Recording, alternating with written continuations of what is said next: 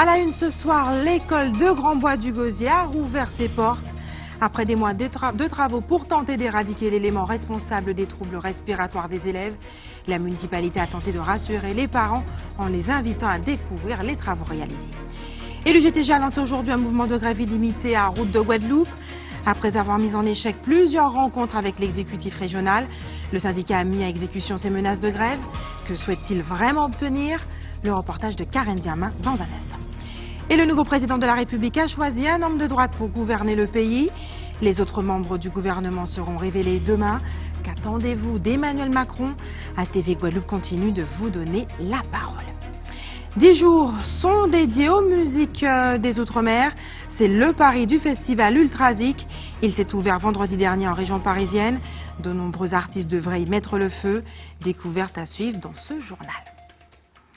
Bonsoir, je suis heureuse de vous retrouver. Bienvenue sur ATV Guadeloupe. Après 4 mois de travaux, l'école Turenne-Thénard de Grand-Bois à Gosier a enfin ouvert ses portes.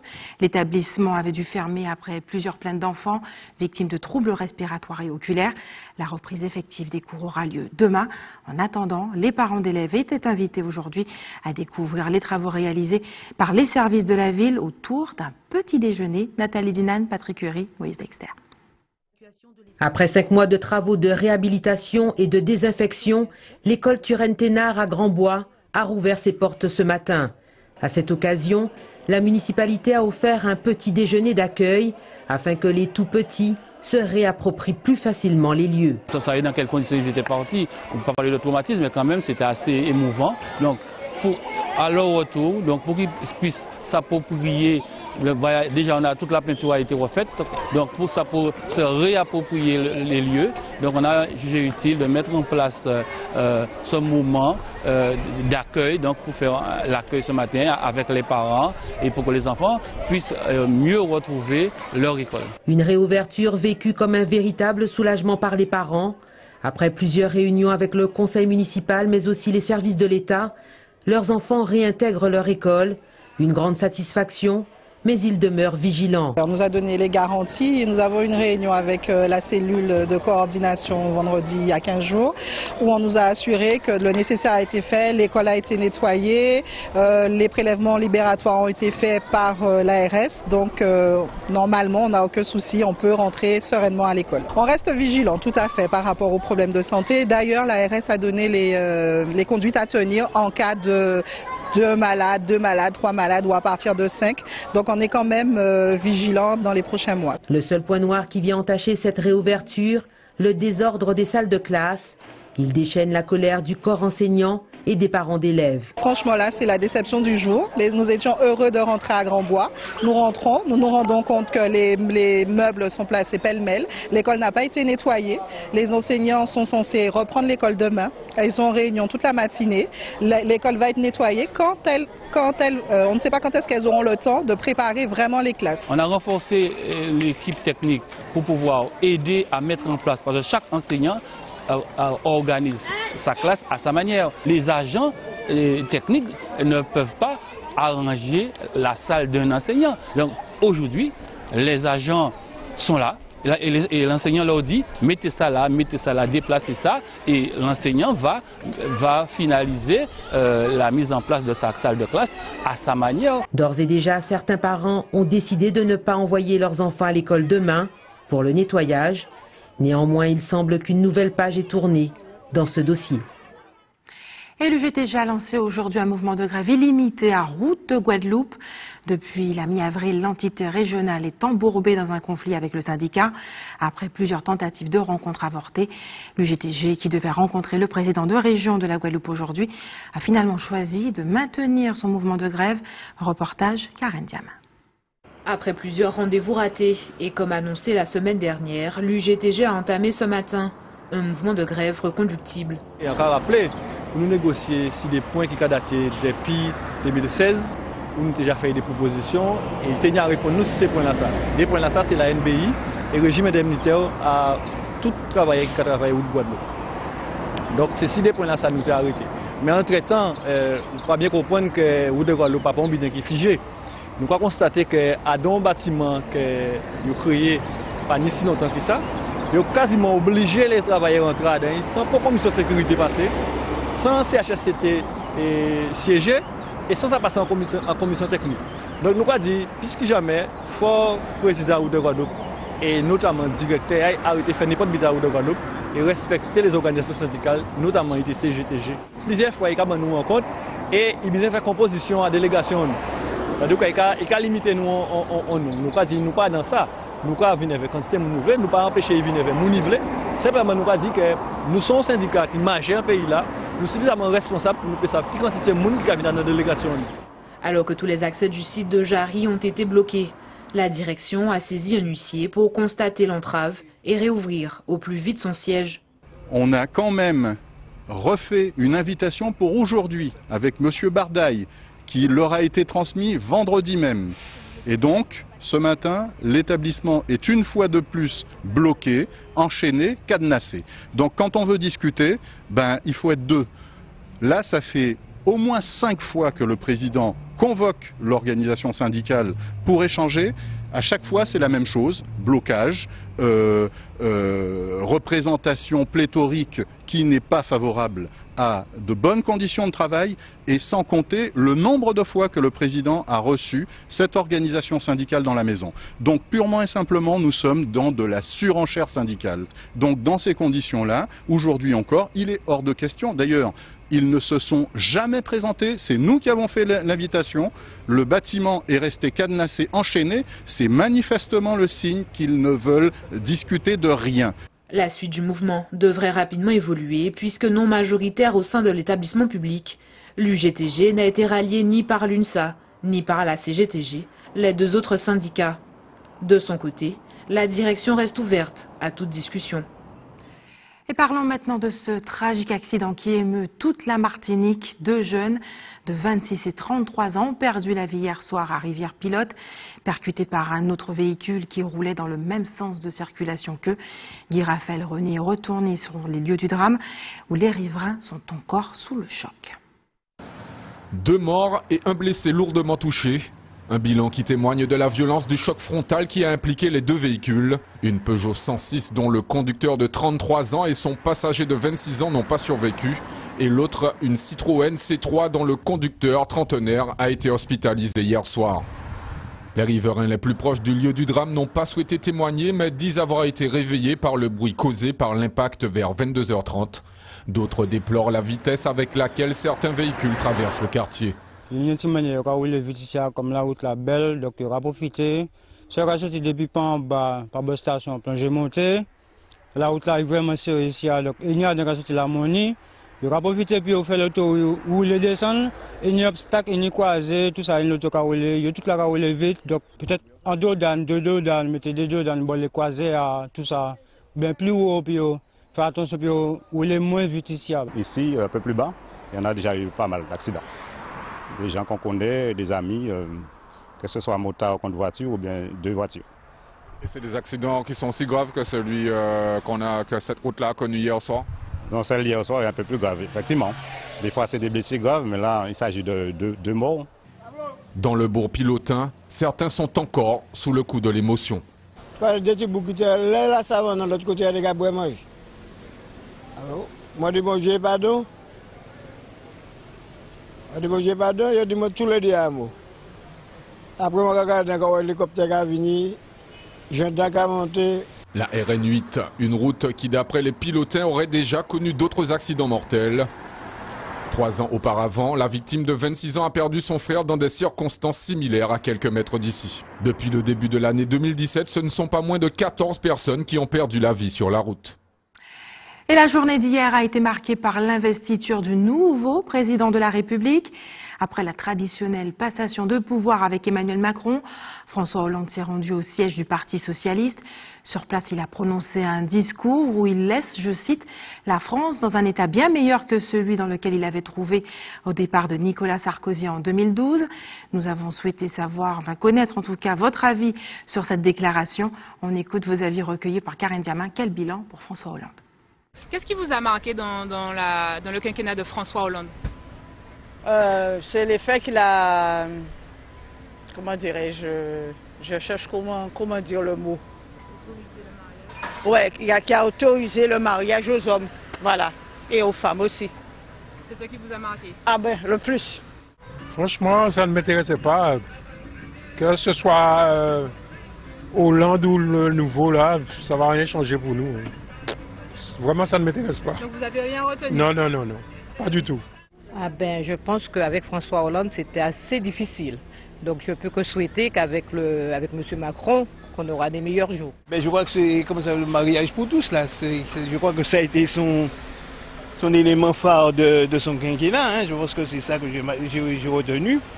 Et puis les hausses d'impôts, hein, alors qu'il avait promis le contraire, qui ont été effectuées. Voilà, c'est ce que, en gros, que j'ai retenu le plus. Qu'est-ce qui m'a marqué? Qu'il fallait travailler, travailler. Si on voulait gagner des sous, si on voulait quand même vivre décemment, il fallait bien travailler.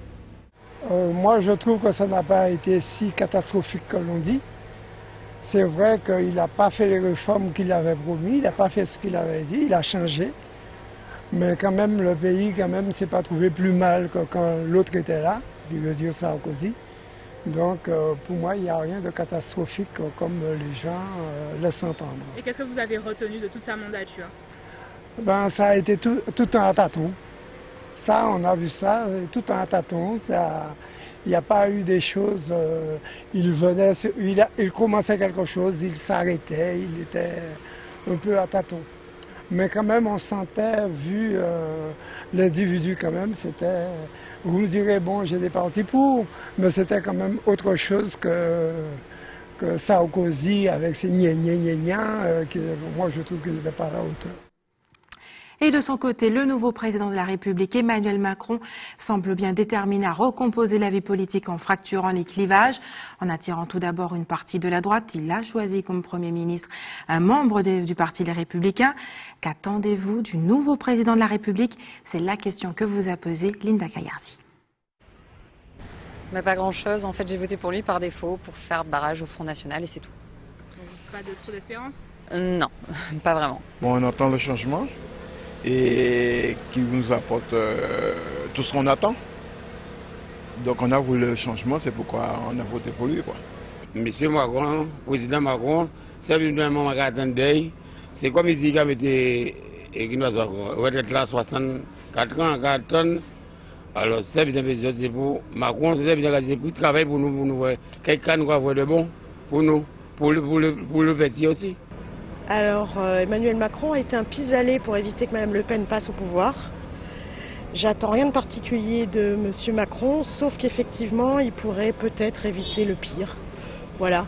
Mais c'est pas un choix idéal pour moi. Je pense. On est en crise, donc j'espère pour lui qu'il y arrivera, mais ça m'étonnerait. Par contre, il va pas être non. On va attendre rien d'ailleurs. Mais comme on va attendre d'ailleurs, il n'y a pas de travail vraiment, non. Mais il y a bien qu'on taille, ouais. Vous espérez qu'il fait un bitin pour la Guadeloupe? Mais si, il peut mettre pas nous, pas vous savez qu'il fait, qu'il peut faire. Mais en principe, il y a qu'à penser qu'il fait des biens. Il peut faire comme ancien patron a quitté là, comme c'est pas ces mêmes boches là, mais comme c'était Bougaï, on n'a pas pensé qu'il fait même bien là. Il y a qu'à penser qu'il fait mieux. Qu'est-ce qu'on attend? Puis il fait des biens pour la Guadeloupe, pour nous toutes quoi. Et restez sur ATV Guadeloupe dans quelques minutes. Les impressions des professionnels du tourisme à l'approche de la fin de la saison touristique. Et puis connaissez-vous l'histoire de la mare aux Ponches de Marie-Galante? Nous en parlerons ce soir avec notre invité. Une histoire qui sera bientôt racontée au grand écran. Et la saison touristique touche à sa fin, annoncée comme l'une des meilleures qu'ait connue notre archipel depuis la grève de 2009. Qu'en pensent en tout cas les professionnels du secteur? Parole de pro, un reportage de Linda Kayarzi.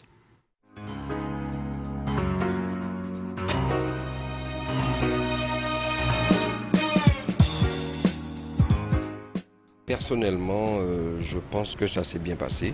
En fait, je suis basé un petit peu partout dans la société, mais j'étais surtout à Pierre et Vacances, où on a, mon collègue et moi, on a bien bossé. Moi, je pense que ça a été en notre faveur cette année. La saison en général commence mi-décembre, et c'est surtout en janvier, février, mars qu'il y a un petit peu plus de monde. et ça prend fin avril. Mai, juin, c'est vraiment la basse période où c'est vraiment calme et en général ça reprendra mi-juillet où il y aura les locaux, les congés bonifiés, tout ça, les gens seront ici.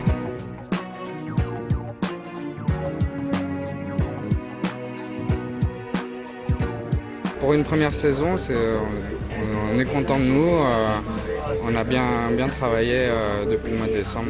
Il y a eu un pic à partir de Noël. Ça a commencé début décembre avec un pic pour Noël jusqu'à fin février. On travaille sur la plage, on sert toute la journée, donc il n'y a pas d'heure pour manger. Les gens ils viennent manger, boire.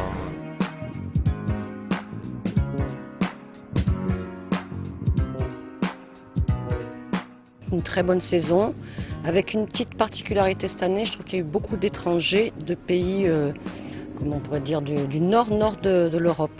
On a eu des Suédois, des Norvégiens, des Slovènes, des Lituaniens, enfin tous des nouveaux pays qu'on n'avait pas eu jusqu'à présent. Puis comme d'habitude en février, janvier aussi, un petit peu plus à Noël, ça fait la période de décembre cette année.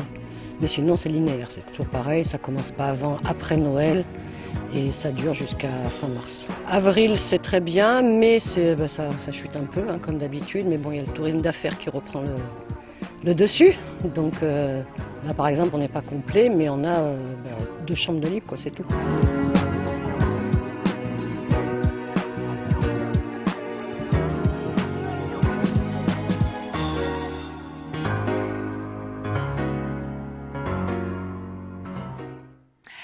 Et une autre question étroitement liée au succès de notre tourisme, celle du niveau d'hygiène des restaurateurs. 6 restaurants de la ville du Gosier ont ainsi été épinglés par les services d'hygiène et de santé la semaine dernière. Un mauvais point qui pourrait bien avoir des conséquences sur la cote de confiance accordée à nos restaurateurs. Patrick Curie, Moïse Dexter. À première vue, oui, puisque s'ils répondent aux normes, et puis si c'est un restaurant assez fréquenté, donc pourquoi pas. Donc pour moi, à ce niveau-là, j'ai rien à redire. Et ça dépend quel restaurant, hein. J'ai fait confiance, hein, parce que quand même ils ont la santé du client entre les mains, alors ils doivent faire le nécessaire. Mais après si, j'ai fait confiance. On ne peut pas faire confiance totalement au restaurant, mais il faut avoir un service d'hygiène, un minimum d'hygiène pour le restaurant. Pas minimum, mais total. Du tout pas. Moi qui travaille dans un restaurant, du tout pas. Parce que l'hygiène des fois laisse à désirer, les gens n'ont pas le temps, ou bien ne prennent pas le temps de faire ce qu'il y a à faire, et puis voilà, ils négligent les choses et ça ne doit pas être fait normalement, parce que quand on mange chez soi, on fait attention à ce qu'on fait quand même un minimum, mais on ne veut pas être empoisonné. Bien obligé de faire confiance puisque je suis Guadeloupéen. Je vais au restaurant après taper, je vais sur le Gosier. Oui, le restaurant, je fais confiance, oui. Jamais, je peux faire confiance en restaurant. Ça change en hygiène, effectivement.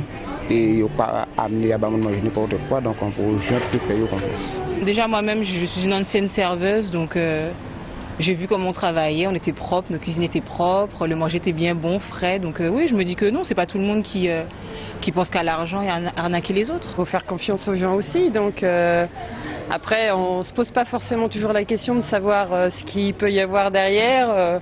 On voit déjà quand ça arrive dans l'assiette et puis généralement, jusqu'à maintenant, j'ai jamais été malade. En général, quand on va au restaurant, on sait qu'on prend un risque, donc on y va un peu les yeux fermés. Mais après, faire confiance, si je connais le restaurateur, oui, mais j'ai pas peur d'aller au resto par rapport au manque d'hygiène, quoi. Donc lorsque je vais au restaurant, c'est par rapport à la réputation du resto, et s'il a bonne réputation, j'y vais. Et notre archipel arbore fièrement les témoignages de son passé, à la fois riche et douloureux. Parmi ceux-ci, celui de la mare aux Ponches à Marie-Galante, qui fut le théâtre d'une terrible rébellion en 1848. Notre invité a décidé de s'intéresser de près à cette histoire. Il envisage de tourner un long métrage pour raconter cet épisode politique au grand écran. Albert Pigeot, bonsoir. Bonsoir. Merci d'avoir accepté notre invitation. Vous êtes réalisateur, producteur. La Guadeloupe, les Antilles, vous connaissez plutôt bien. Vous avez travaillé avec Christian Lara sur plusieurs projets cinématographiques. Donc ce n'est pas la première fois que vous vous intéressez aux Antilles, mais pourquoi l'histoire de la mare aux Ponches de Marie-Galante? En quoi vous a-t-elle plus touché qu'une autre, cette histoire? Avant tout, c'est une œuvre littéraire. C'est l'œuvre de Bernard Leclerc, qui est un auteur marie-galantais et poète, je crois aussi. Et j'ai lu, il m'a passé son livre, hein, je l'ai rencontré de manière fortuite lors d'un dîner chez lui. Et donc j'ai lu le livre immédiatement et le lendemain je l'ai appelé et je lui ai dit, tu sais, pour moi, hormis la qualité d'écriture, à la fois fluide et dense, à la fois très documentée, très argumentée, un véritable travail d'ethnologue presque, dans son historicité, c'était assez remarquable, le moindre détail est précisé avec une écriture fluide, légère, j'aime bien dire fleurie parce que c'est vrai qu'il argumente de manière assez poétique ce qu'il écrit. Je lui ai dit, pour moi, il y a là une œuvre cinématographique à part entière. Enfin, pour partie, parce que je ne campe pas dans le scénario que j'ai adapté de cette œuvre littéraire. La globalité, évidemment, je n'ai pris que 50% de l'œuvre et j'ai inventé la suite. En mettant des contrepoints, en fait, parce que je me dis souvent qu'on peut comprendre une situation par ses contrepoints et non pas forcément en traitant de manière stricto sensu, proprement dit, la situation. Donc en fait, l'histoire relate cette période qui est située entre la chute de Charles X, donc les Trois Glorieuses, la chute de la seconde restauration, Charles X, qui lui vaut les Trois Glorieuses, l'avènement de l'Orléanais Louis-Philippe Ier, qui court jusqu'en 1948, qui est la Deuxième République, et l'abolition de l'esclavage. Par la suite, on a le Second Empire, etc. Cet épisode de la mare aux Ponches de Marie-Galante a alimenté l'imagination de nombreux écrivains, notamment et poètes. Guy Tyrolien, très connu, un monument à Marie-Galante et également en Guadeloupe. Il évoque cette histoire dans l'un de ses poèmes où il parle des nonnes sanglantes qui pleuraient leurs seins coupés. Il évoque là une histoire, une légende, hein, où des religieuses on aurait coupé les seins des religieuses et jeté dans la mare. Il y a énormément de légendes autour de cette rébellion qui a eu lieu par des affranchis, hein, qui souhaitaient pouvoir voter. Mais quelle est votre version? Vous êtes inspiré de l'œuvre de M. Leclerc. Quelle est votre version en quelques mots? Alors, ce que vous venez de dire, c'est pas mon film. Je ne parle pas de nonnes. Je parle donc deux points de vue, disais-je préalablement. Le point de vue donc de cette époque de l'esclavage, puisqu'en 1802, après 94, la première abolition, hein, Dufy, Bills et Milly débarquent en France, ils viennent de Saint-Domingue. Dufay fait un discours magnifique à l'Assemblée. Et un petit député de la Sarthe qui s'appelle Levasseur lève la main et dit « Votons immédiatement l'abolition de l'esclavage ». Et là, la fameuse phrase de Danton « Nous avons vécu l'esclavage en égoïste, proclamons-la universelle ». Donc, 1802, Bonaparte réinstaure sous le consulat l'esclavage. Donc, je parle dans cette histoire, à partir donc de 30 jusqu'en 48, ça va être un condensé, vous l'imaginez, mais je parle d'esclaves qui se sont effectivement rebellés, qui ont pris le marronnage. Et à Caille-Plate, donc à Marie-Galante, il y avait plus d'une centaine de marrons. Et ils n'étaient pas affranchis. Ils luttaient pour une chose et une cause louable, qui est celle de tout instant, de chacun de nous, dans la mesure de notre vie, dans le timing de notre vie, moment à moment, qui est le fait de notre liberté. Quelle est-elle, cette liberté? La liberté est toujours contextuelle. Là où nous sommes, elle l'est pertinemment. Pour eux, il s'agissait de créer cette liberté dont ils n'avaient jamais eu l'once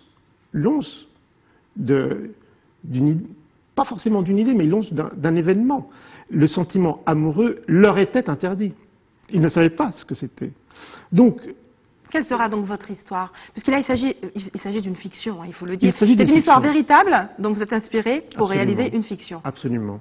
L'idée, c'est ces deux points de vue. À la fois le point de vue des esclaves, le point de vue de la révolte, le point de vue du marronnage. L'autre point de vue, c'est les colons propriétaires. Donc, avec leur héritage culturel, et les joues par exemple, je peux prendre l'ordonnance de 40 de Louis-Philippe Ier, qui demandait à ce que les esclaves soient instruits de manière religieuse, etc., qui a créé un tollé chez les colons, et en même temps une soif de liberté chez les esclaves. Mais le fondement même du film, c'est cette notion proprement dite de définir cette liberté, de créer cette liberté, de l'envisager pour celles et ceux qui en étaient privés, dont les parents en ont été privés, qui n'ont jamais eu accès même à cette question fondatrice de notre façon d'être et d'agir, qui est celle de notre expression du quotidien. Ils l'ignoraient et ils ont recréé, justement, dans le marronnage, à Caille-Plate, etc. Et j'ai une petite séquence dont je ne vous dirai rien et tout à la fois, mais vous m'en pardonnerez, mais je ne vais pas vous dévoiler les choses. mais où je crée un moment de scolarité avec des enfants où l'on apprend justement la question de cette liberté. Merci, en tout cas, Monsieur Albert Pigeot, d'avoir accepté de répondre à nos questions. Pigot, excusez-moi, d'avoir accepté de répondre à nos questions ce soir. Restez avec nous. La Mare plonge bientôt sur le grand écran. On va parler de musique. Les rythmes antillais, les mélodies antillaises seront à l'honneur pendant 10 jours dans les Yvelines. C'est la promesse du festival Ultrazik. Il s'est ouvert vendredi dernier. Et c'est pour cette première édition, l'idée c'était de convaincre la presse de l'intérêt de cette manifestation. On regarde le reportage de Solène Boissy. Une soirée d'inauguration aux aires d'opération médiatique.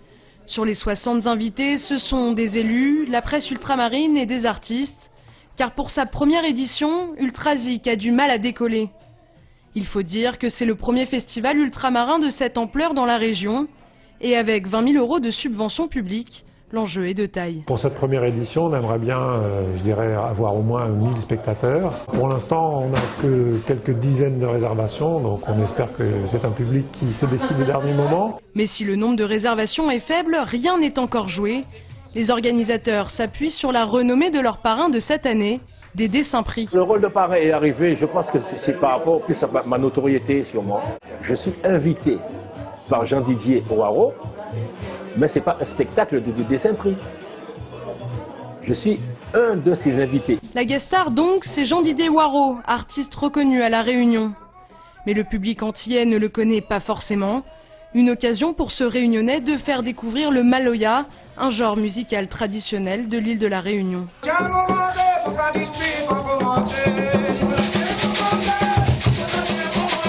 C'est un défi, mais aussi c'est une chance aussi de pouvoir partager ça, notre culture à nous. Voilà, de l'avoir en vitrine là sur HR pour inviter Daniel Waro, René Lacaille, Dédé Saint-Prix et voir tout ce mélange là s'opérer là sur la scène. Un festival unique qui mélange les styles de musique et les cultures ultramarines. Si le public est au rendez-vous, les organisateurs comptent bien renouveler l'opération l'année prochaine.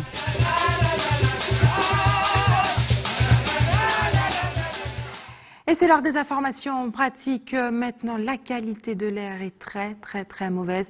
Le niveau d'alerte rouge a été déclenché pour des brumes de sable en raison de brumes de sable et d'activités humaines. Une valeur atteinte ce lundi. Pour plus d'informations, n'hésitez pas à aller sur le site de guader.fr. L'établissement français du sang vous donne rendez-vous demain à la bibliothèque municipale de Déhay de 8h30 à 13h. Et enfin, si vous avez des informations à nous communiquer, n'hésitez pas à nous appeler au 60 11 2 fois. Et voilà, c'est la fin de notre édition locale et régionale, mais restez sur ATV Guadeloupe, la formation continue dans un instant avec Eddie Planté.